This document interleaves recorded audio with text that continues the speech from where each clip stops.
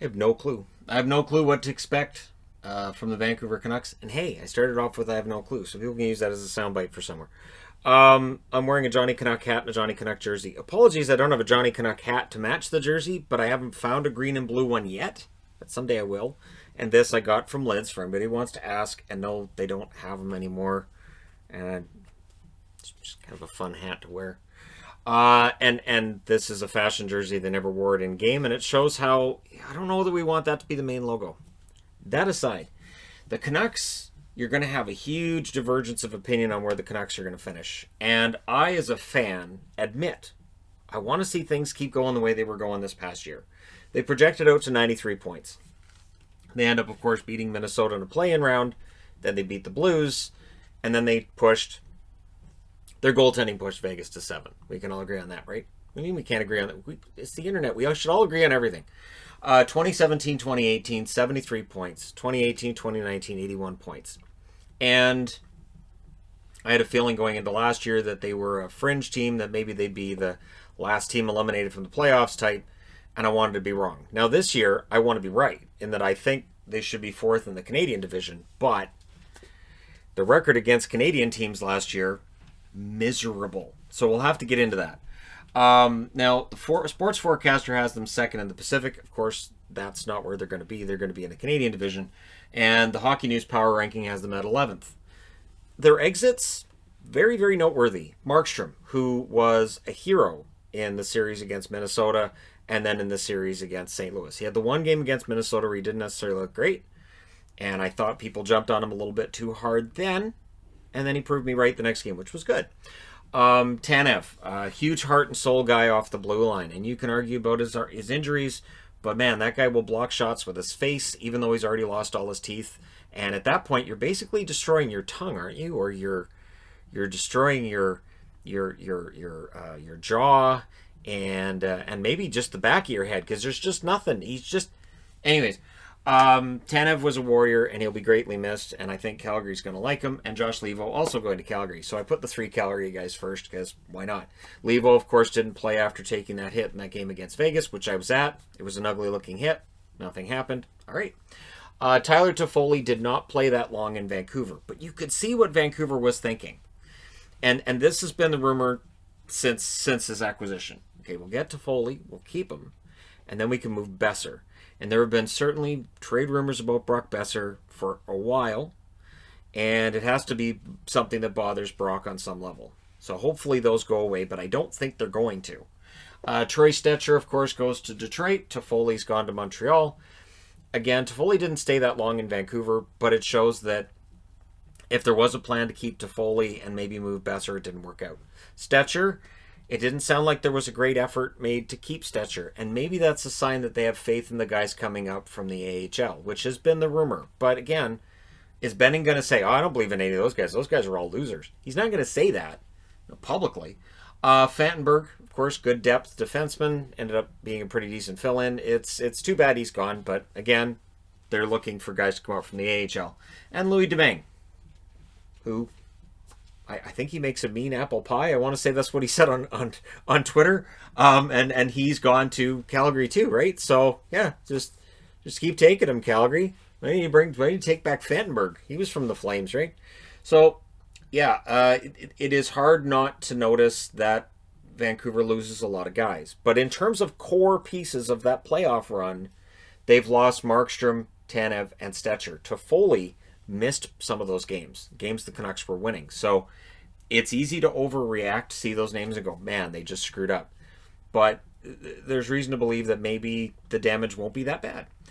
Now in the 2 low category guys that I don't think scored enough last year, and I think they'll score more, I have Besser on that list. 57 games, 16 goals, 29 assists, 45 points. He kind of started passing first a lot last year, which was unusual for him. He's normally a goal scorer. I would expect that to continue. I would expect the goal scoring to continue, that he maybe changes up his play a little bit. Elias Patterson scored very well. I think he's going to score a lot more than this. 68 games, 27 goals, 39 assists, 66 points. He's going to end up being a 100-point guy in the NHL. I believe that. I don't know that it's going to happen this year because they're only going to have a 56-game schedule is the rumor. So if he scores 100 points in 56 games, well then. I'm not going to say that he can do that. Just I don't know. When he's on his game and he's playing well, he is impressive. And then you have Tyler Myers, 68 games, 6 goals, 15 assists, 21 points. I was critical of Myers at points during the playoffs. Absolutely, a lot of people were, and I gave him praise when I felt he did well. And I think his points totals are going to go up.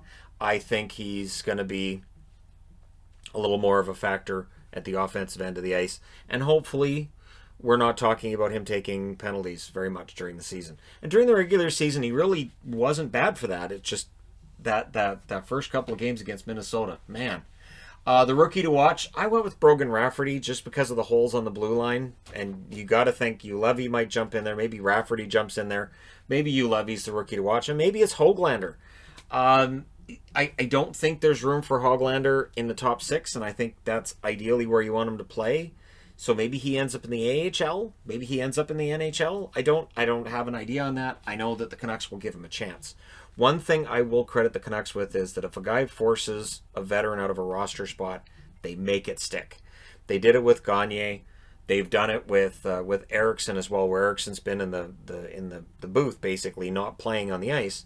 He's been a healthy scratch because he's not playing well enough to be in the lineup. They take him out. And I will give the Canucks credit for that. They're not one of these teams that when they sign a guy to a really rich contract, they say, well, he's playing. We're paying him X amount of dollars. He's playing. And ownership, I've never heard a complaint about ownership regarding a lot of their cap money ending up on the bench, watching the game from above, or potentially ending up in the AHL. So that's a good thing. But the Canucks, in terms of rookies, I think their run of rookies that are Calder contenders is over. We went through Besser, we went Patterson, and then this year was Quinn Hughes, and I think that run is over. I don't see Höglander as being at that level. Maybe he eventually gets there, but again, Calder's the 1 year. Goals for, they scored 3.25 goals per game, which was 8th in the NHL. Goals against, 3.1, which was 20th. Their games were fun, if you're not necessarily a Canucks fan in some cases. There were games that, the game against Pittsburgh being the ultimate example of a team that looks really, really good 1 minute, and then the next, wow, it's hot garbage out here, isn't it? And so the Canucks need to avoid those games, and that's something that should come with experience, where those meltdowns shouldn't be happening. Their power play, 24.15% for 4th in the NHL. But you want to talk about a power play that was Jekyll and Hyde, it was the Canucks. They could go 5 for 7 in one game and then 0 for 10 over the next 3. You just never know. It's a whole box of chocolates with their power play. Penalty kill, 80.47%, which was 16th. And at times in the season, it looked very good, and at times, not so much, which, again, was kind of how their season went. Their big additions, Holtby and Schmidt. Adding that experience is important. So people look at Holtby and they say, well, he's likely a downgrade from Markstrom. Okay. Age-wise, there's not a huge gap between Holtby and Markstrom. And yet, Holtby does have a Stanley Cup ring from 2018. And that's important. You look at Stanley Cup winners, and normally they will have at least one player on their roster who has a Stanley Cup ring from previous experience. So that's something that it's important the Canucks have, and they can add to if they have that chance. And picking up Nate Schmidt from Vegas, fantastic. I think that was a great move. Now, when we get into the core 6, and again, this is about the younger players, the future of the franchise. How does the future look? You have Patterson, you have Horvat, and Gaudette. I went with 3 guys down the middle. I didn't go with JT Miller, and I'll tell you why. I think JT Miller had a career year, and I'm not convinced necessarily that he's going to be able to follow that up. A point a game was great, and he played fantastic. I think he falls a bit, and I think Gaudette is their future third-line center. It's sort of like what Ryan Nugent-Hopkins has been to Edmonton. That's where I envision Gaudette being for Vancouver. And I think your strength down the middle will decide whether or not you really, truly are a Stanley Cup contender. I think that's one of the most important things to building a Stanley Cup winner is that depth down the middle. And when you look at Tampa, who just won the Cup, when Stamkos was out, what helped them was they had a lot of strength down the middle, and they could absorb that loss. So that's why I have Gaudette, Horvat, and Patterson, and I don't have Besser. I'm not convinced Besser is going to be a Canuck long-term. I'm just not convinced he's going to be a Canuck long-term. Now, on the blue line, I went with Hughes, and I guess Schmidt, but Schmidt's a bit old for that. And again, core 6 should be 26 years of age or younger. So maybe Ulevy ends up being that guy. Maybe eventually the Ulevy pick looks smart. Again, for people who may not be aware, Ole Levy's dealt with a lot of injuries. So it's easy to kind of come down and say, oh, he's a huge bust, but he's dealt with injuries. And so now that he's healthy, we'll see whether or not he does jump into a top role. So Schmidt may end up being that guy, but he's a bit old at this stage. And so I've got Demko in net because, of course. And there are others that people will argue, what about Jack Rathbone? We'll see how he is at the NHL level. And Rafferty may very well jump into that spot as well. So there you go. There's your core six. Coach Travis Green, depending on Canuck fans, you're either lukewarm on him or you don't like him. Seems to be the case. I don't see a lot of praise for Travis Green, which is weird. Because they took out Minnesota and then they took out St. Louis. And he was behind the bench and took all the blame when they couldn't answer against Vegas. I don't know. It's one of those things where maybe it's because it's a Canadian market, he can't please everybody. Or anybody some nights. I like Travis Green. I don't know how long he remains the coach. I don't know 5 years from now if he's still here. And Jim Benning. And your opinion of Jim Benning could be almost anything at this stage. I remember when the channel started out, I really, really, really didn't like Benning. I was right on that fire Benning bandwagon. And as the years have gone by, I have softened that stance completely. I am neither a huge Benning fan that thinks he's been fantastic, nor am I somebody who hates Benning's work and thinks he's been terrible. I think you can make arguments for and against his moves. I think if you want to find good moves he's made, you can find plenty. If you want to find bad signings and bad moves, you can find plenty. It's really been a mixed bag. But if this team continues its upward trend, he's staying. He's not going anywhere if this team gets better. And if you're a glass half full fan, you're going to look at the young skill on this team and say it can only get better. And I can't argue with that. This team should. The core players here, Patterson, Horvat especially, seem to be ramping it up, and every year should be better than the last. And then adding Holtby's experience, I think, is a huge positive. I love Markstrom. I wanted to keep Markstrom, not if it was a no movement clause that keeps him, not at that cap hit. At that cap hit with that no movement clause, you're losing Demko to Seattle next year, or you have to trade Demko during the year. And since teams know you have to trade Demko, you're not going to get back market value. Not to mention, goaltenders don't ever fetch on the trade market what people think they will. So there's a lot of reasons why Markstrom walking was the smart decision for Benning, and yet there's a lot of people who want Benning fired because Markstrom, Tanev, Levo all walked, even though I don't know how those contracts are going to age for Calgary. I really don't. The glass half empty, this Canadian division could be brutal. Vancouver, we'll come back to that in a minute, but this could be absolutely brutal for Vancouver. And then the off-season losses could be a problem because it could affect the team depth. This is a team that if the kids aren't quite ready, whether it's Levy maybe as a step back, if Rafferty isn't good to go, if these kids, and they've talked about Chatfield as maybe being that number 6 guy, if this doesn't work, they could have a bit of a drop. And when you're already a team that's kind of on the cusp of maybe being good, maybe falling out, if you have a bit of a drop, you're back down into that 81 point range, that barely 500, probably a little bit under 500 range, which would be frustrating to fans, and I think ownership would be frustrated by that as well. I think they want to see some success. We waited from 2015 till 2020 for any kind of playoffs again for Vancouver, and now they want to see an advancement. If this team falls back out of the playoffs this year, I think that could be tough, and that's where, if you're a fire Benning person, that's where that could very well happen. The next big hype, I went with Michael Dipietro, because I think Podkolzin, we all know there's a lot of hype around Podkolzin. There's also people saying Podkolzin's a bust, even though he hasn't played a game in the NHL. He played a game in North America, and people are already, clearly he's going to be a bust. Alrighty. Or, if the Canucks take over and manage him, things get better. I'm a believer that can happen. And maybe he is going to be a bust, but I don't know. I think Michael Dipietro, though, is going to be the next guy who gets the big hype. Solid goaltending project, and odds are Braden Holtby next year ends up in Seattle, and if that happens, Dipietro then would become the backup, and that may be the plan. Same plan as Montreal. Bring in Allen. After a year, Allen ends up in Seattle, and then Caden Primo becomes your backup.